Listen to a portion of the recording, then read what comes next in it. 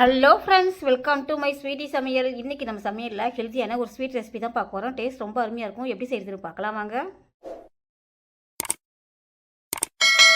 Mixie jar எடுத்துக்கலாம். 150 gram beetroot தோல் நீக்கி ஒன்றும் அதிகமாக கட் பண்ணி வச்சுக்கிறேன். மிக்ஸி ஜாரில் போட்டு நைஸாக அரைச்சிட்டு வந்துடலாம். இப்போ நைஸாக அரைச்சாச்சு. இதை ஃபில்ட்ரு பண்ணிக்கலாம். இப்போ இதை ஃபில்ட்ரு பண்ணியாச்சு. ஒரு 300 கிராம் இருக்கும். இப்போ இதை எடுத்து ஒரு ஓரமாக வச்சிடலாம். இந்த சக்கையை தூக்கி தூர போட்டலாம்.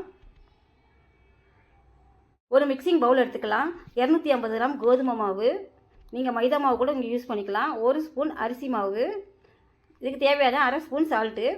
இப்போ இது எல்லாத்தையும் ஸ்பூன் வச்சு ஒரு தடவை நல்லா மிக்ஸ் பண்ணி விட்டுக்கலாம். இப்போ நம்ம ஃபில்டர் பண்ணி வச்சுக்கிற ஜூஸ் எடுத்து கொஞ்சம் கொஞ்சமாக ஊற்றி சப்பாத்தி மாவு பார்த்து பிசைஞ்சிக்கலாம். நம்ம எடுத்து வச்ச ஜூஸ் இந்த மாவுக்கு கரெக்டாக இருக்கும். இப்போ சப்பாத்தி மாவு பார்த்து பிசைஞ்சாச்சு. இதை சின்னதாக ஒரு உருண்டை எடுத்து சப்பாத்தி தட்டுற கட்டையில் நம்ம சப்பாத்தி மாதிரி தட்டி எடுத்துக்கலாம். பாத்திரம் அடுப்பில் வச்சு 200 கிராம் சர்க்கரை போட்டலாம்.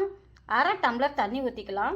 சர்க்கரை கரைஞ்சி லைட்டான பிசுபிசுப்பு தன்மை வர்ற அளவுக்கு நல்லா காய்ச்சிக்கலாம். வெயிட் பண்ணலாம்.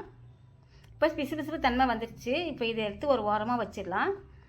நம்ம சப்பாத்தி தட்டுற மாதிரி திரட்டியாச்சு. இதை டைமண்ட் ஷேப்பில் நம்ம சின்ன சின்னதாக கட் பண்ணி எடுத்து வச்சுக்கலாம். டைமண்ட் ஷேப்பில் கட் பண்ணி வச்சாச்சு. இப்போ சூடாக இருக்கிற எண்ணெயில் போட்டு பொரிச்சு எடுத்துக்கலாம். இப்போது ஒன் சைடு நல்லா செவந்துச்சு. இப்போ இன்னொரு சைடு நல்லா திருப்பி விடலாம். இப்போ 2 சைடும் நல்லா செவந்துச்சு. இப்போ இதை எடுத்து சக்கரை பாகில் போட்டுடலாம்.